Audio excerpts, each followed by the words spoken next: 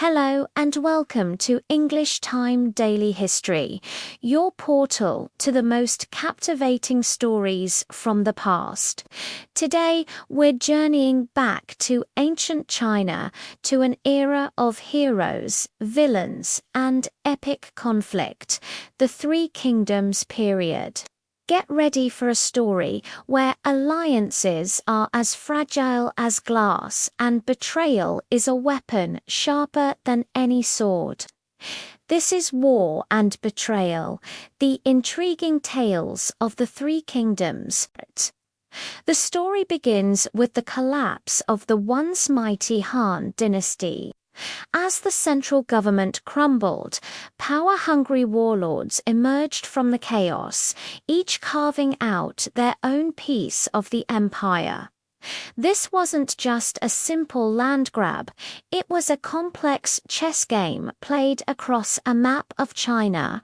The landscape was dominated by three major players: the ambitious Cao Cao in the north, the benevolent Liu Bei in the southwest, and the resourceful Sun Quan in the southeast. Their struggle for supremacy would define an entire generation. In this volatile environment, alliances were everything, but they were rarely built on trust alone. They were strategic pacts, forged out of necessity and broken when they were no longer convenient. Think of it like a high-stakes reality show, but with armies and empires on the line. One of the most famous examples is the alliance between Liu Bei and Sun Quan against the formidable Cao Cao. Separately, neither stood a chance. Together, they were a force to be reckoned with. This alliance led to the legendary Battle of Red Cliffs, a spectacular naval engagement where the combined forces of Liu and Sun, despite being heavily outnumbered, achieved a decisive victory. It was a masterclass in strategy and cooperation, proving that unity could overcome brute force. This victory halted Cao Cao's southern advance and firmly established the tripartite division of China, cementing the foundation of the Three Kingdoms. But as quickly as alliances were formed, they could be shattered by betrayal. And in the Three Kingdoms, betrayal was an art form. It wasn't just about backstabbing. It was about calculated, strategic moves that could alter the course of history in a single moment. Perhaps no story illustrates this better than the tale of Bu. Known as the mightiest warrior of his time, Bu was a fearsome force on the battlefield. However, his loyalties were notoriously fickle.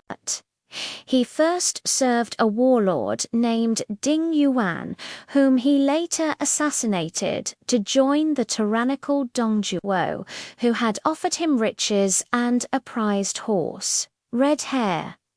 But Bu's allegiance to Dongzhuo was also short-lived. He was manipulated into turning against his new master, ultimately ending Dongzhuo's reign of terror. Bu's story is a classic cautionary tale. Unmatched strength is useless without honor and loyalty. His constant betrayals left him isolated, untrusted, and eventually led to his own downfall. He learned the hard way that a reputation for treachery is a death sentence in a world built on shifting allegiances. Amidst the chaos of war and political maneuvering, the concept of loyalty was tested to its limits. What does it mean to be loyal? Is it to a person, a cause, or a principle?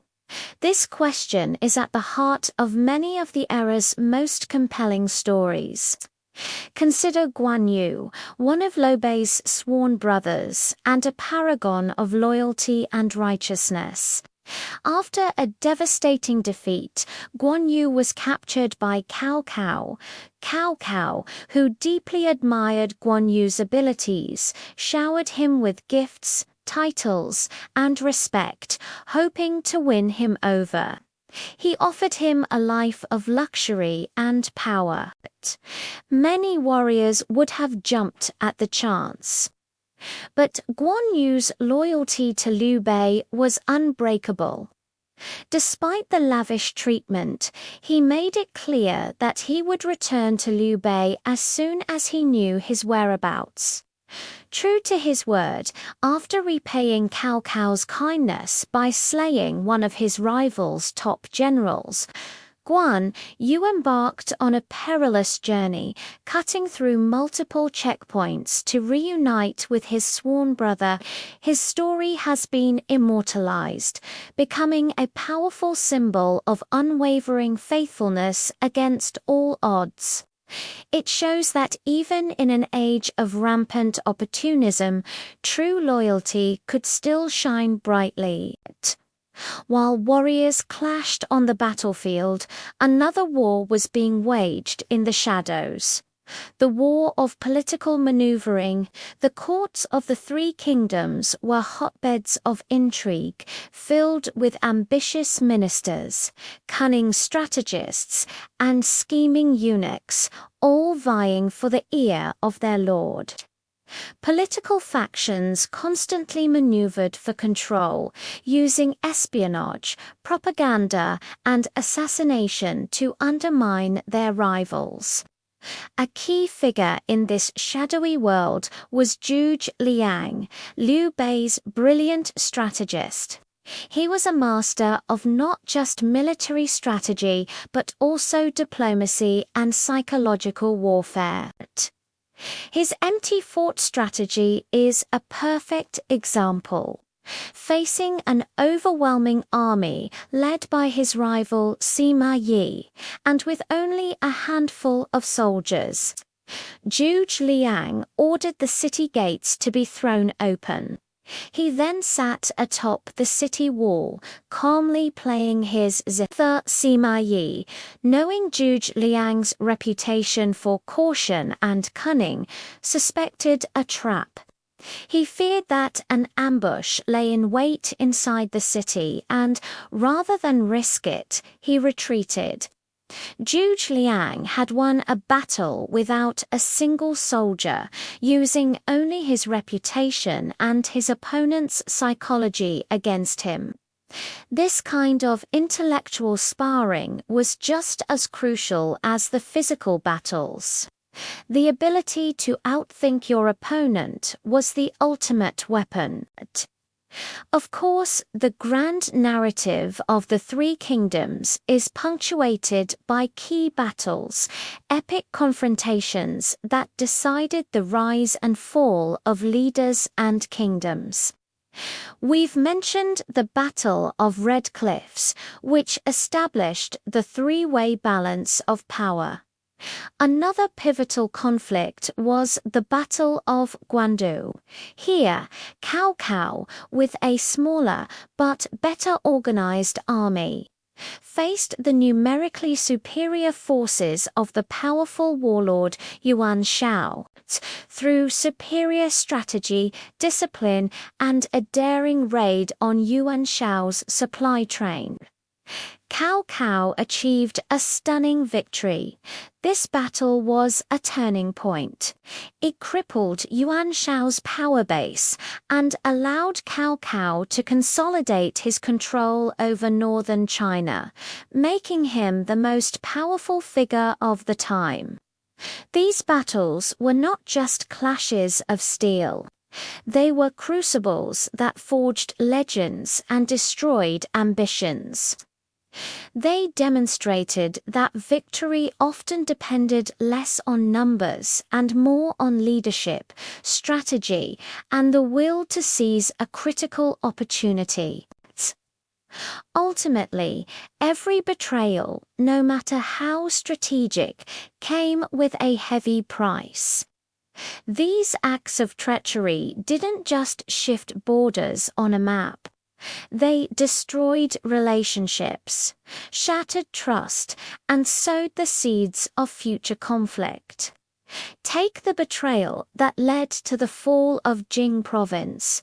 This crucial territory, managed by Guan Yu, was a vital link between Liu Bei's and Sun Quan's domains. While Guan Yu was away on a campaign, Sun Quan, his supposed ally, broke their pact and launched a surprise attack. Sun Quan's general, El Meng, used deception to capture the province with minimal resistance. Guan Yu was trapped, isolated, and eventually captured and executed.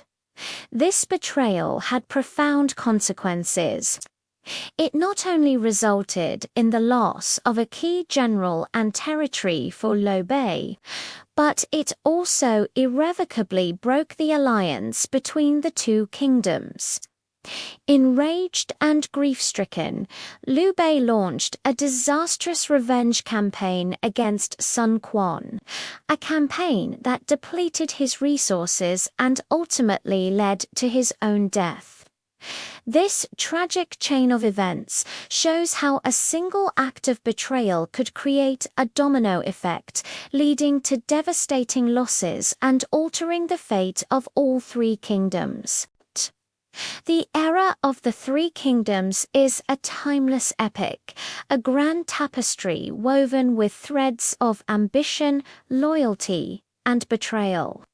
It's a story that reminds us that history is not just a series of dates and events, but a deeply human drama. The choices made by these legendary figures, their triumphs and their failures, continue to fascinate and instruct us centuries later. Their stories serve as a powerful lens through which we can examine the enduring complexities of power, morality, and human nature itself. Thank you for joining us on this journey through one of history's most turbulent and exciting periods. We hope you enjoyed this deep dive into the world of the Three Kingdoms. If you found this story as intriguing as we do, please hit that like button. And don't forget to subscribe to English Time Daily History for more captivating tales from the past. Let us know in the comments which figure from the Three Kingdoms you find most fascinating. Until next time, stay curious.